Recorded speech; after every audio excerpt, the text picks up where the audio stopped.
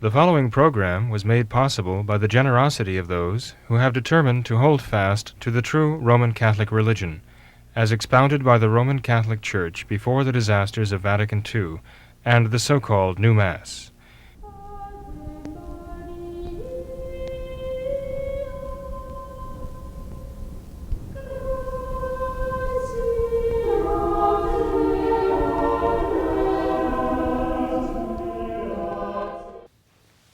Hello and welcome to What Catholics Believe. I am James Birch, and with me tonight is Father William Jenkins of Immaculate Conception Church in Norwood, Ohio. Good evening, Father. Hello, Jim. We are going to continue tonight to go through some of our viewers' questions. In one of our previous episodes, we had discussed whether we were approaching the end times, and our first question tonight comes off of that a little bit. Our question is Francis the Pope of the St. Malachi prophecy? Well, there are many popes of the St. Malachi prophecy. I mean, actually, it deals with many popes. The question really comes down to begin with, whether the St. Malachi prophecy really is a matter of Catholic prophecy or not. Or whether they're even the work of St. Malachi, for that matter. They were actually published. They first came to light about 300 years after St. Malachi lived. And oddly enough, they picked up after some of the popes that were prophesied actually had come and gone.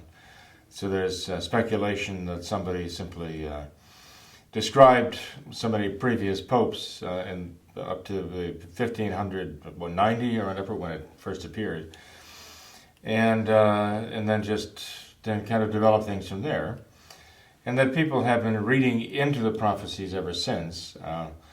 As far as even the numbers of the popes that have come and gone, I understand that I'm not a student of these St. Malachi prophecies.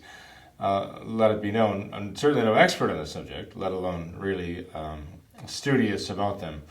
But I have done a little bit of reading about them, and it seems that the common sources point out that in order to arrive where we are now and try to apply Benedict with the glory of the olive and so on, requires factoring in some anti-popes into the list as well. And so the actual interpretation of the application of St. Malachi, if it is St. Malachi's prophecies, to the lineage of the popes, it can be very subjective. The Church herself has never ruled on these things, so we don't have any real ecclesiastical authority behind them, as far as I know, anyway. Is Francis the one now listed? Is he Peter the Roman, or the one before Peter the Roman? I seriously doubt it myself. It just doesn't seem to apply. One may stretch somehow the Peter and even the Roman part to cover him, but I would have to say, in my humble estimation, absolutely not. The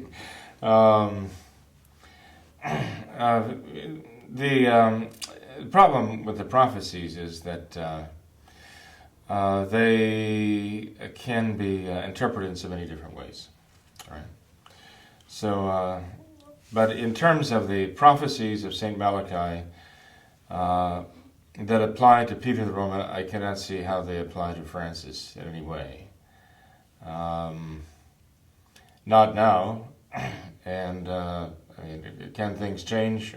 God can make things clear to us, obviously, as time goes on. But I'd say at this moment, regarding what is said about, the Peter the Roman, Petrus Romanus, although Protestants have been commenting on this and trying to make it fit, I would say, in my estimation, there's simply no way that Francis could be Petrus Romanus. Our next question actually goes to the other Pope that is currently, I guess, in the world, if he can be called that, and that's Benedict XVI. And the question from the reader is it possible that Benedict XVI could be the true Pope, based on the fact that he gave support and recognition to the traditional Latin Mass, and now he's been forced out? No. Short answer, no. But I'm not really given to short answers, as you know. So they generally refer to him, I think, as the Pope Emeritus or Emeritus, right? As in the Pope, the retired Pope. But the fact is that regardless what you might want to call him at this point, Benedict himself, whom they claim to have been actually the glory of the olive, as you know, from the St. Malachi prophecies. Benedict resigned, okay? He made it very clear he was resigning. He said he was declining of his own choice, and he resigned publicly before the whole world. It's very official. The reasons he gave, well, that's the point. He really didn't give much of any reason, except for the fact that they were personal reasons. I've heard all manner of reasons for his resignation. You mentioned one hypothesis, that he was apparently favoring the traditional Mass by his decree Summorum Pontificum, and therefore the Masons insisted that he had to go. There were those who were insisting that he had the homosexual mafia running the Vatican, or at least very powerful in the Vatican. He couldn't withstand them anymore, and so he simply turned the reins over to someone, the cardinals again, to try to find someone who could. Now, there are certain homosexuals, of course, who've denied the fact there is a homosexual mafia running the Vatican. Now, but of course that's what you'd expect, because if there was such, they certainly wouldn't want it known, wouldn't want it exposed. The fact is, though, if there is a homosexual mafia, in fact, in power in the Vatican, Benedict would have had a big hand in putting it there in the first place, right? So, and John Paul II certainly a major hand in putting it in place. So that would be a very self-condemning admission if they were to acknowledge that. There's another actually statement. Father Villa had something to do with this. Father Luigi Villa, to the effect that God rest his soul, he died not long ago at an advanced age, but that Benedict was actually implicated in the ritual deaths of some children, and that this was a major scandal and this was going to be exposed, and so he resigned rather than have this become the next huge scandal for the Vatican. That's rather sensationalistic, although there are those who have such faith, such confidence in Father Villa, and Dr. Franco, who worked with him, that they consider this to be not only plausible, but probable and possibly even certain. I don't know. Nonetheless, it is such a terrible scandal to even think about it. I mention it only as just an example of the stories, the explanations that are out there for Benedict's resigning.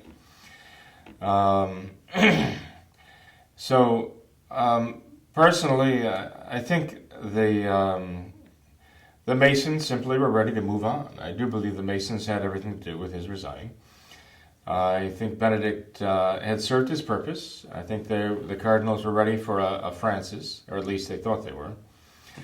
And they wanted to move things forward. But I think also there was an effort to do what Francis is doing now, and that is to remake the papacy. I mean, a pope can resign, and he can validly resign. We've had examples of that before. Pope Celestine V was an example of that, and he became a saint. It was out of humility that he resigned. But there were other popes who did resign, I think a handful of times. There was one pope who resigned once, and there was another pope elected, and then when that pope died, that pope who had resigned was elected again. I think he even might have resigned a second time. So it's not unheard of. The church recognizes that. as a means of laying aside the papacy. One takes it up of his own free will and can put it down. One can imagine if someone was feeling like they were becoming too enfeebled to perform the duties, that it would be the right thing to do, right? Right. Well, actually, Pope Celestine V thought that he was not capable of carrying on the administrative duties of the Pope. Okay.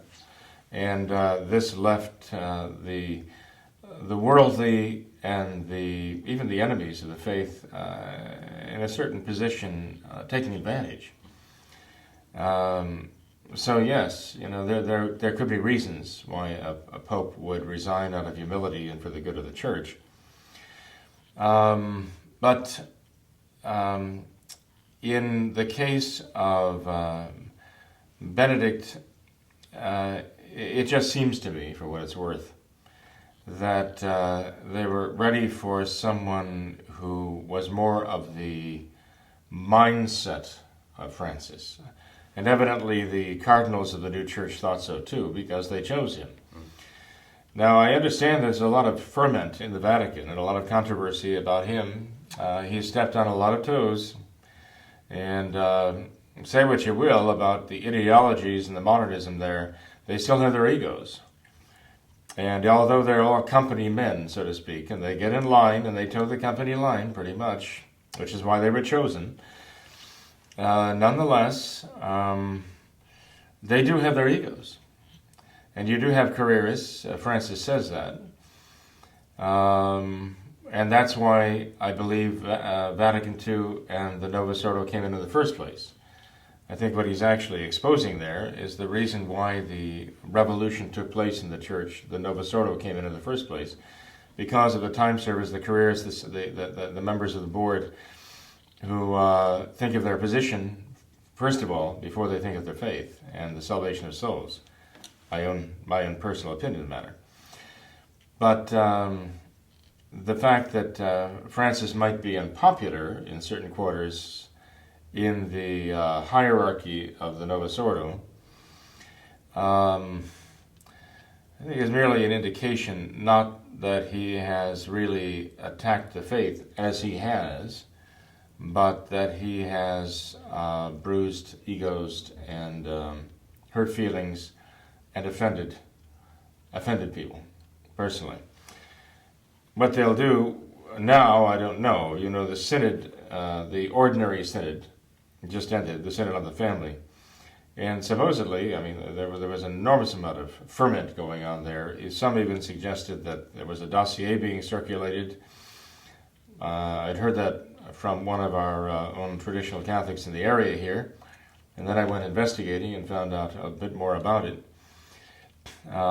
So it's interesting that dossier evidently was an accusation against Francis and circulated among the cardinals.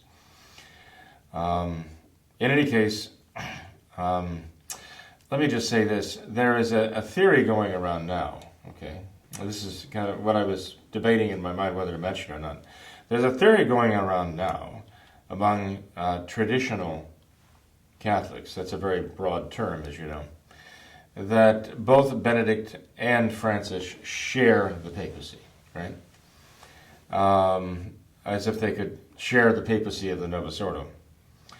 And I can see how they might think that, because after all, Francis is entirely recreating the papacy in his own image and likeness.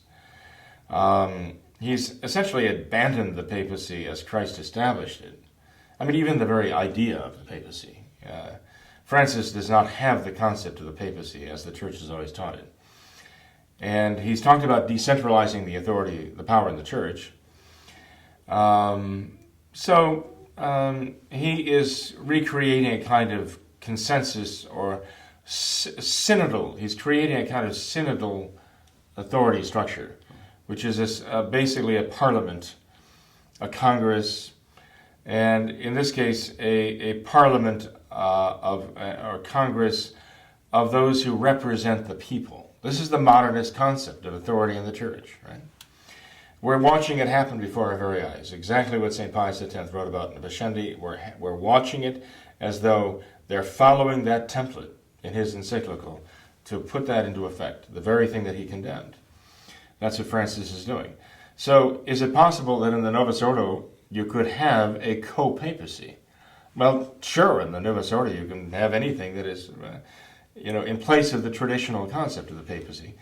But in the traditional Catholic sense, in the real sense, you cannot have the papacy that is shared by two people.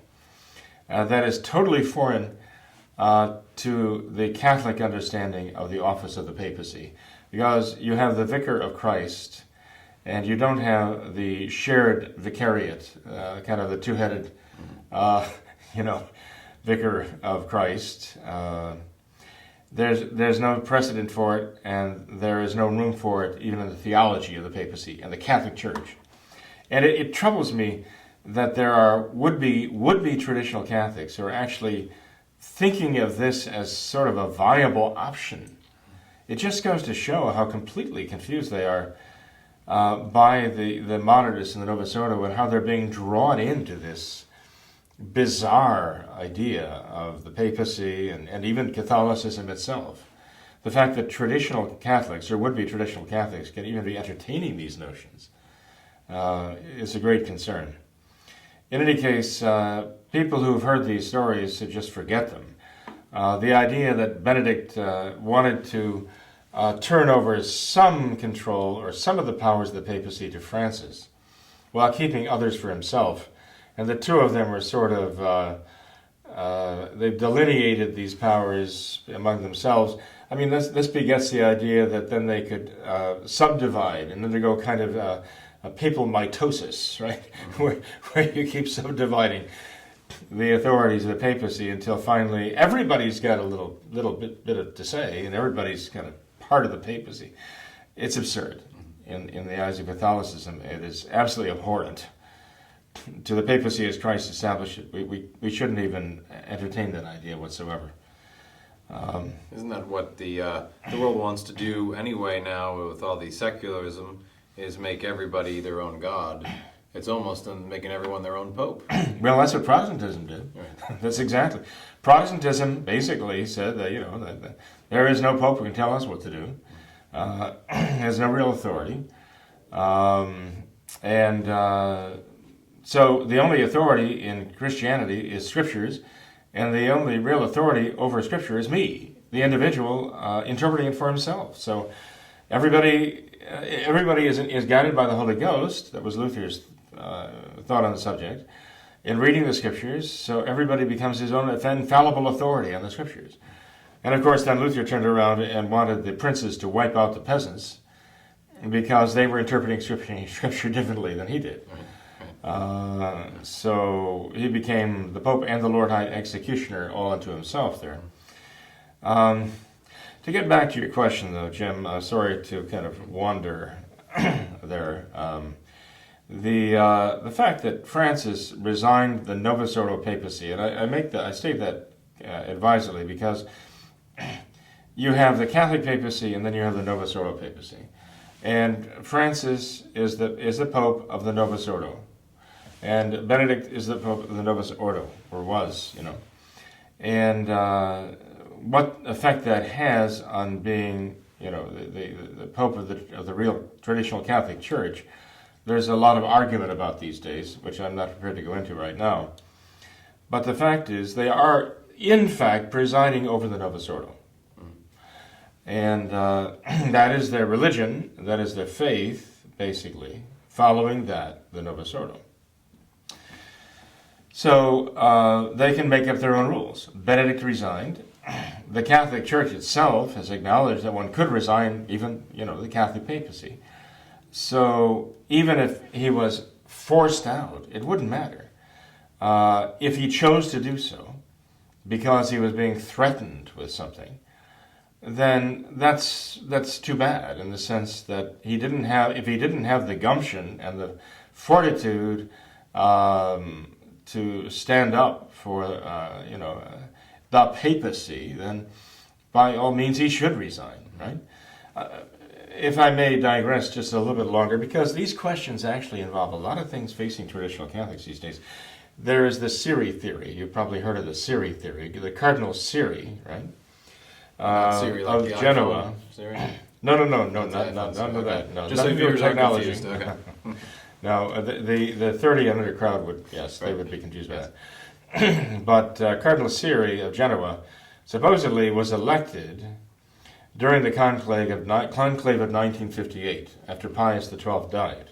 Okay, that he was elected by the necessary 2/3 majority of the cardinals in that conclave. And then they have all kinds of evidence for it. The white smoke came out of the chimney, and then it turned to black smoke. A dove settled on him at some point, and various other things. But anyway, the theory was that Cardinal Siri was really elected Pope, not John the 23rd. And that immediately the Masons intervened and made dire threats against him, against the church, against his family, lately I heard, so that he refused to accept the papacy. Okay?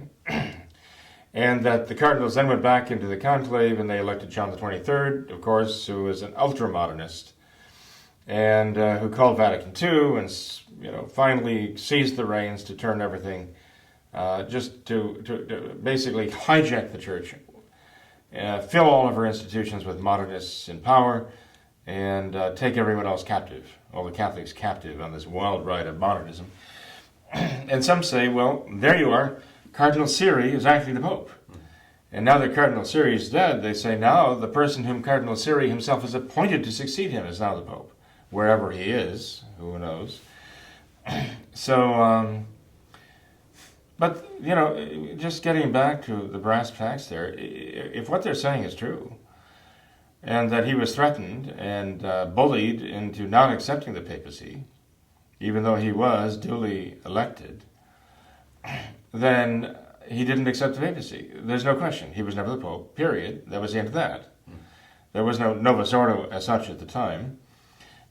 And those who would try to make him Pope are making a big mistake anyway, because I would say if he could be bullied into not accepting the papacy that he was elected to, because of threats against himself, because of threats against his family, because of threats against the church, then he would have made a horrible Pope. Because if he had become Pope, he could have been bullied anyway. They had bullied him before; they could have bullied him afterwards. If he would have accepted the papacy without being bullied, then after he was accepted the papacy, he could have been bullied into resigning, or even worse, he could have been bullied into doing what the Masons wanted him to. If he couldn't stand his ground, then by all means, don't take the office if you can't handle the pressures. What did the Masons say in their permanent instruction of the Alta Vendita? Nubius said there, we need a pope who can be controlled by flattery or by threats. And so we've seen pontiffs of the Novus Ordo who obviously love the flattery. They just wallow in the flattery. Just think of John Paul II going into Giants Stadium with the people doing the wave, shouting, "We JP2, we love you." He loved it. He just loved it. And Francis too. He just loves the crowds loving him.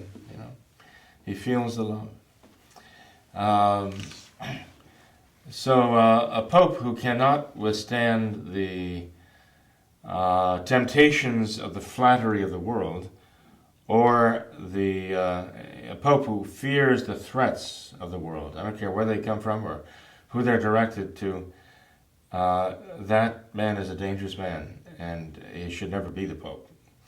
So those who say that Cardinal Siri actually became the pope, and they acknowledge that he never accepted the papacy, are contradicting themselves. The fact is, if he did refuse to accept the papacy for whatever reason, he never was the pope. Period. That's the end of the story right there. Another interesting point about the two popes that we've been talking about. Correct me if I'm saying this wrong. Benedict XVI, the first pope who was not consecrated, or was consecrated in the new rite, and Francis, the first pope who was both ordained and consecrated in the new rite. That's right. Yes, Benedict was ordained in the traditional rite and then consecrated in the new in the 1980s. And Francis was both ordained and consecrated in the new rite, which again is doubtful. So even starting with that, I mean, you have to acknowledge there is a certain doubtfulness that arises right there, because someone cannot really become a Catholic pope without being a bishop. He cannot really be the Bishop of Rome or anywhere else without actually being consecrated a bishop, and with no cloud of objective doubt hanging over it. And that actually leads into the next question. With that doubt in place, the question becomes, I've been wondering, how can Our Lady of Fatima's request at Fatima be fulfilled if we don't have a pope to consecrate Russia? And I've heard you elucidate on this quite a bit before about how the story of how the consecration to Russia has been handled. It might be good for our viewers to hear a little bit about that. Well, Our Lady's prophecy at Fatima has been fulfilled. What Our Lady said at Fatima was that if mankind does not stop sinning and does not consecrate itself to the Immaculate Heart of Mary, that there would be terrible disasters that would strike the world, plagues, famines, wars. Russia would spread her errors throughout the world and persecuting especially the Church. And one might say, why would Our Lady prophesy this? Why would God strike the Church? Well, Our Lady's words were addressed to the Church, addressed to Catholics primarily, telling them to stop sinning and telling them to consecrate themselves. And so when Our Lady then says the punishment would be directed at the Church in the persecutions that would follow, it's kind of presupposed that the Catholics did not answer her request at Fatima to consecrate themselves to her Immaculate Heart and to stop sinning. That they were the ones in the first place who had the obligation to do so. So it's understandable that they would be the first ones to suffer the persecution too, as a result of that failure.